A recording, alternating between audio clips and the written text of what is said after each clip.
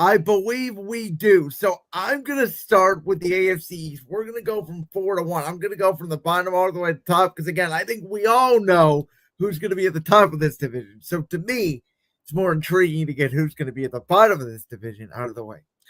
So to start in the AFC East, in the basement, at 5 and 12 will be the team down south, known as the Miami Dolphins. On this. So, in my opinion, spoiler alert for later in the show, I think Mike McDaniel will be the first coach fired. We agree on that. I think that the Dolphins are a complete mess. I think they are in complete disarray. Tyreek Hill wants out. And I think this will be the last year of the Mike McDaniel, Tua Tagovailoa, the whole regime. I think Miami's going to blow it up at the end of this year. I think they are a complete disaster. And I'll be honest with you, if it wasn't for what the hell is going on in our hometown city of Cleveland, Ohio, I think this team would be the worst team in the AFC. I think they are in for an absolutely objective failure of a season. Look no further than week 1 when they are actually underdogs against the Indianapolis Colts to have Daniel Jones starting a quarterback. Yes. I do have a team worse than them in the AFC, but it's not the Browns. Okay. In third place, maybe a little bit of a surprise for you. At 7 and 10, I have the New York Jets.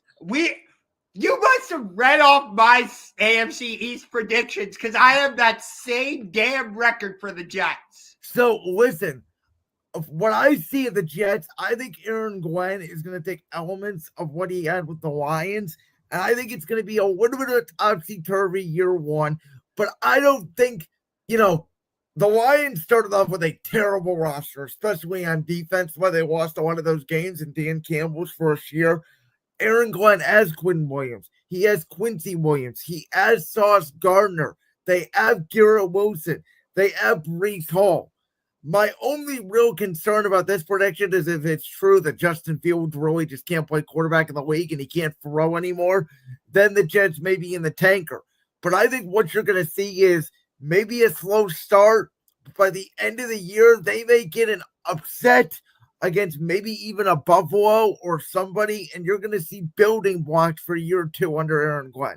Whether or not Justin Fields the franchise or not, I don't know if we're going to have that answer, but that is my pick. Now, in second place, just barely missing the playoffs at 9 and 8, I have the New England Patriots. I think they are one of the most improved teams this year. I think they have one of the most improved from coach quarterback situations, going from a full year with Drake May now, with Josh McDaniels as his OC, with Mike Vrabel, who is and I'm not even the biggest fan of Vrabel, not as much as most people, but I think he's a huge upgrade over what they had in Gerard Mayo. I absolutely love the pick of Travion Henderson out of Ohio State. He may end up being the best running back in this class. I think they're going to use him a lot.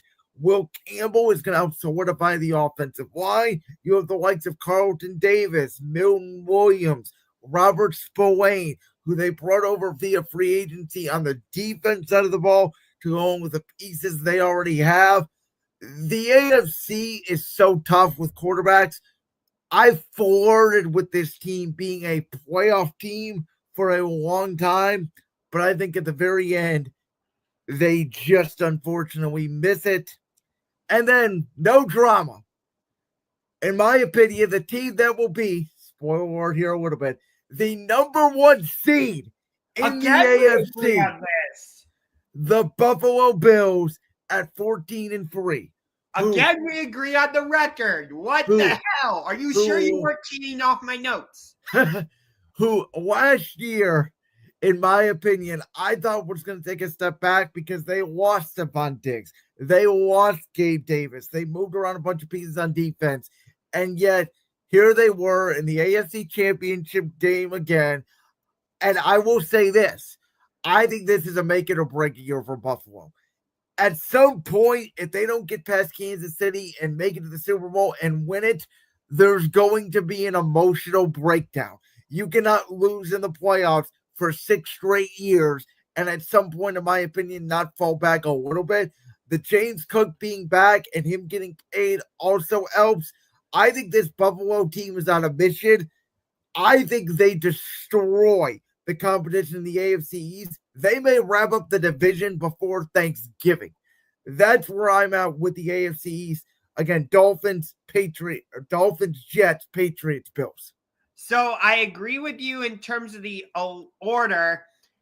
I have the Dolphins also finishing last at 5-12. Second worst record in the AFC. I just think the Dolphins, they fall apart when most teams are coming together late in the season. You know what's going to happen when they go to play in a cold weather game. And they made a big mistake giving Tua that contract extension because he can't stay healthy. He hasn't shown that he can win when it's time. And I think the Dolphins blow it up. In third place, I have the New York Jets, although I'm going to call them the New Jersey Jets because they don't play in New York, but I have them going 7-10. I think they'll be an okay team, but it's their defense I'm more interested in rather than their offense under Aaron Glenn, because we saw when Detroit was fully healthy how Detroit's defense was flying around, making all kinds of plays. Can he bring that to this Jets defense you mentioned with the likes of Quincy Williams, and some of their other pieces? Can he bring what he did in Detroit to New Jersey? In second place and capturing the number 6 seed with a record of 11-6. Whoa. The New England Patriots. I really like what the Patriots are doing with Mike Vrabel, Drake May, Josh McDaniels, Travion Henderson. Spoiler alert, he's my pick for Offensive Rookie of the Year. Okay. I think he's going to take a lot of the pressure off of Drake May. They're going to be able to establish that play action game with Stephon Diggs. And when you're able to run the heck out of the ball, I mentioned this the other day when we were talking about our college football previews. When you're able to run the ball, that gives your defense time to do what? Rest and recover. Yep. And I think that's a lot of what Mike Vrabel's going to want to do. And that's going to power the Patriots to the number 6 seed. I thought about giving them the number 5 seed, but I'm not going to discredit Patrick Mahomes like that. Okay, that's fair. And then you and I agree here. Number 1 seed, it's Super Bowl or bust for them this year. I really believe that. 14-3, you have the reigning and defending MVP, number 1 seed. You're facing Lamar Jackson in week 1. It's the Buffalo Bills. It is make or break for them. Yeah, again, we mostly agree. The only difference we have is that you have the Patriots in the playoffs at 11-6. So I think that is a little bit high as you take a look at our official predictions here. Me and Josh both have the Bills winning the division. Josh again has New England in second place. We both have the Jets and Dolphins in fourth. I am a little bit surprised that we both have the Jets at 7-10. I thought that was a little bit of a swing, but I'm glad you agree with me on it. Yeah, the Jets were one of the teams I was conflicted about because I could see them going 7-10, but I could also see them going 4-13, honestly. Agreed. Okay, let's get to the AFC South now. And because I went first in the AFC East, I'm going to let you go first in the AFC South. Okay, so in fourth place with the worst record in the AFC, because they're led by Indiana Jones, the Indianapolis Colts. I had them making the playoffs last season. You did. I really like Shane Steichen as their head coach, but Anthony Richardson, they've seemingly given up on him. And you know when you're turning to Daniel Jones, that smells of, yeah, we know we're a bad team. Rest in peace to Jim Irsay. I wish this team could give you a better season in your memory, but they're not good. Other than Michael Pittman and Alec Pierce, they really don't have anything. I do like Tyler Warren, the kid they drafted out of Penn State. I thought the Bears were going to scoop him up earlier, but they went with the other tight end. But I just don't know what to make of this team. They have no. So I'm going with 4-13 for the Colts. Okay. Third place, Duval. The Jacksonville Jaguars at 7-10. What is this? What is this? Their third or fourth head coach since they drafted Trevor Lawrence? It would be their third. Urban, Doug, William Cohen. Okay, this is their third different head coach trying to get Trevor Lawrence going.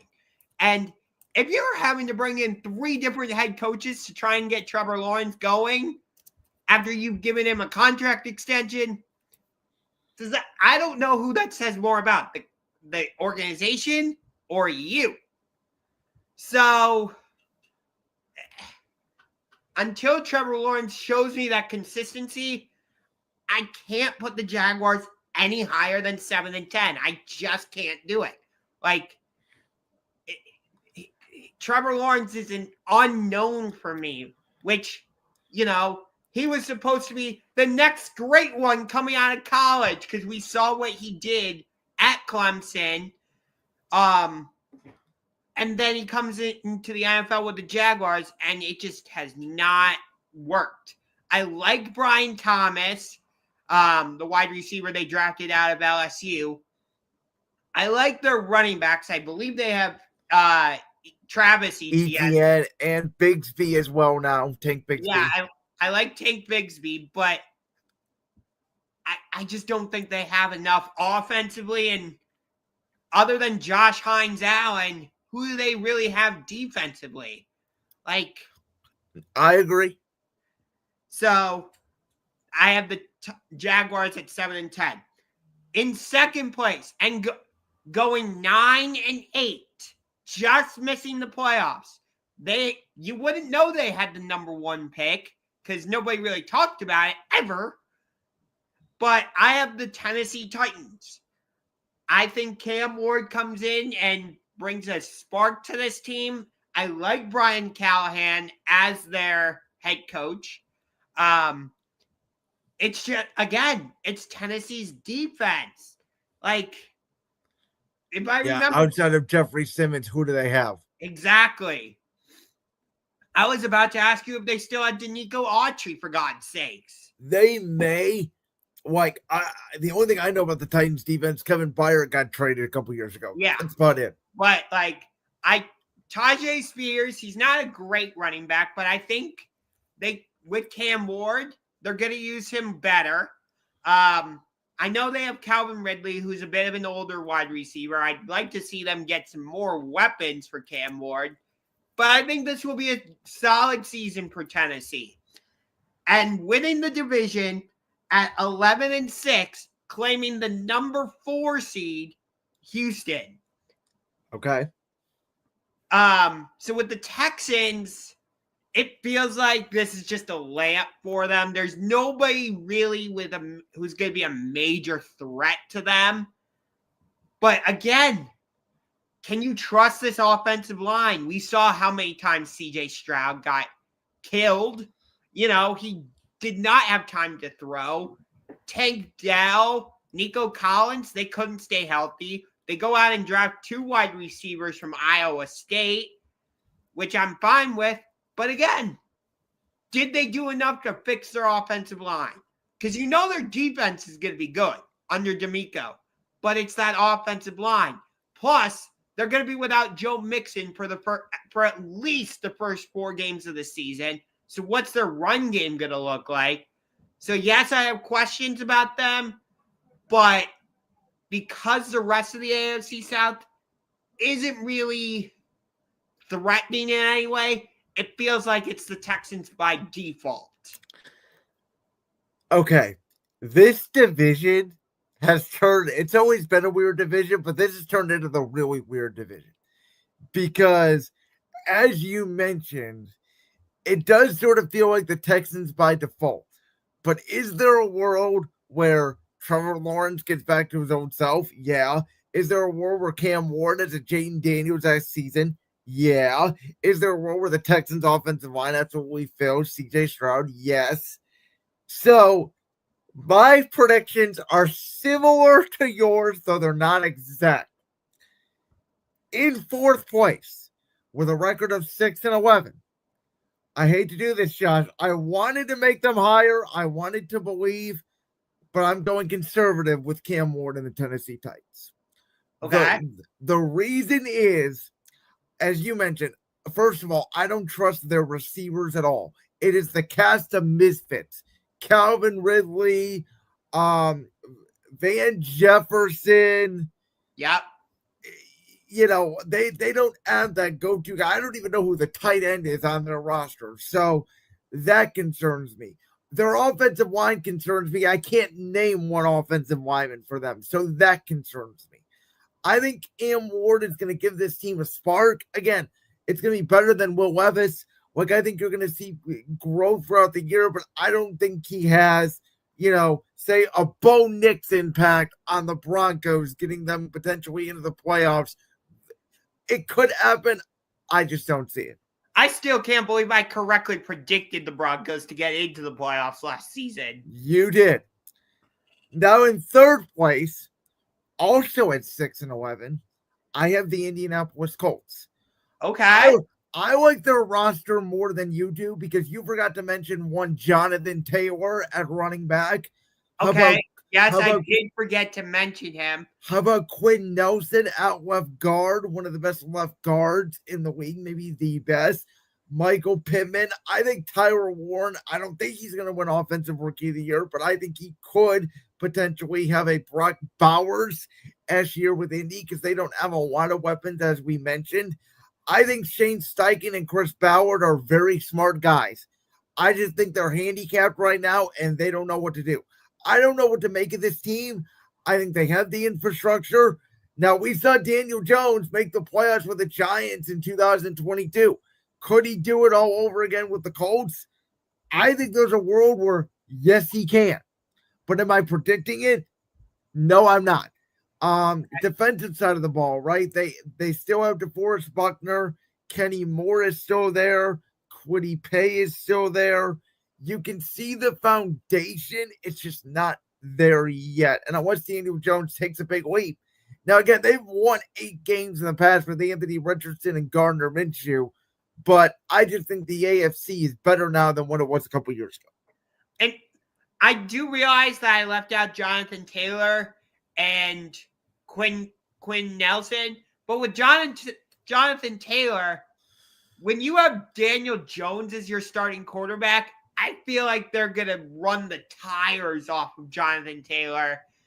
Defenses are going to load up and just say, Daniel Jones, you go and beat us, and he's not going to be able to do it. I agree, but also Daniel Jones is mobile. So I think that will help maybe open up some running lanes for Taylor because you can't stack everything against Taylor because Daniel Jones can run out on the options. I do understand that, but again, like, yes, they still have DeForest Buckner. I do like their defense, but when you have Daniel Jones as your starter, no. I will say they would be better off doing what you predict and completely bottoming out and getting a top pick and going for a quarterback. But we'll see if they actually do that. as much as, again, you mentioned about Jim Irsay and his unfortunate passing, we do have to recognize that Irsay, ever since the Andrew Luck retirement, has been an impulsive owner, and they have been going through the likes of Phillip Rivers, Carson Wentz, Jacoby Brissett at quarterback. They need to find their next guy. I was a believer in Anthony Richardson. I guess I was wrong on that. We'll see what they do at So get quarterback. traded to the San Francisco 49ers, and Kyle Shanahan will turn him around. Okay. In second place, believe it or not, Josh, also with a 6-11 record. So you're higher on this team than I am. So, well, I have them all at 6-11. So put them in any order you want is what I'm looking at. I think they're all basically the same team. The Jacksonville Jaguars. So I have them a little bit better than you because I have them at 7-10, but you have them in second. I have them in third. Yeah, I mean, that's basically, you have the records higher than I do. I'm down on most of the free teams more than you. Listen, this is put up or shut up for Trevor Lawrence. You mentioned it. He's on his third coach. Do you know that? Do you remember the 2023 season, CJ Stroud's rookie year, when they started like 8-3 and Trevor Lawrence had that ankle injury? He's never been the same quarterback since. Yes. They have only won 4 games as a franchise since having the number 1 seed. It's a very Tennessee Titans Ryan Tannehill-esque fall. Remember when they were the number 1 seed and then he got hurt and they lost like 7 straight games in the season and then they never recovered? I still remember when they played the Tennessee Titans on Monday Night Football and the winner won the division. Yeah, was that the Saturday game at the end of the year? I think so. Josh Dobbs was the starting quarterback for the Titans. Yeah. This division's always been weird. Listen, you mentioned it. They have ETN. They have Brian Thomas. We'll see about Travis Hunter. I don't know what to make of. He's the name I forgot to mention. My bad. He could be the offensive and defensive rookie of the year, or he could be absolutely terrible. I mean, there's really a wide range here for Hunter. It's a wait and see. I like what Liam Cohen's done with Baker Mayfield in Tampa. We'll see if he can resurrect Trevor Lawrence's career. Again, if Trevor Lawrence gets back to that quarterback he was 2 years ago, they are absolutely in AFC South division contention, but I just don't see it. Okay. And now, obviously, the winner of this division, as the number 4 seed, I have them winning 1 less game than you do at 10-7. The Houston Texans. And I agree with every point you made. I think they downgraded that offensive line, and their offensive line was already terrible. Now, we'll see if Jaden Higgins or one of these guys from Iowa State they drafted can really pop to give them a number 2 receiver now that Tank Dell is going to be out for the year. They obviously have Nico Collins. Nick Chubb is there to be the backup for Joe Mixon for those first 4 games, but we'll see if Chubb is actually washed or if it was just the Browns offensive line a year ago. And on top of that, who knows if Joe Mixon's even going to be back after those first 4 games. Yeah, and like their defense is good. Obviously, Will Anderson, Derek Stingley, Al Shazier. We know the names. We know they're led by D'Amico Ryans. Like, this team is good.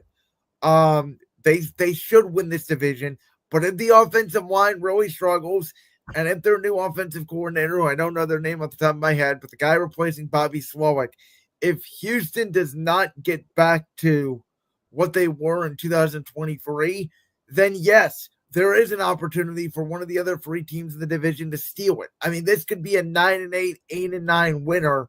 I just think we were both a believer in the Texans defense and in CJ Stroud enough that he can win this division. Yeah. I mean, CJ's the best quarterback in this division, but the bar isn't very high, honestly. Yeah. So that is the AFC South.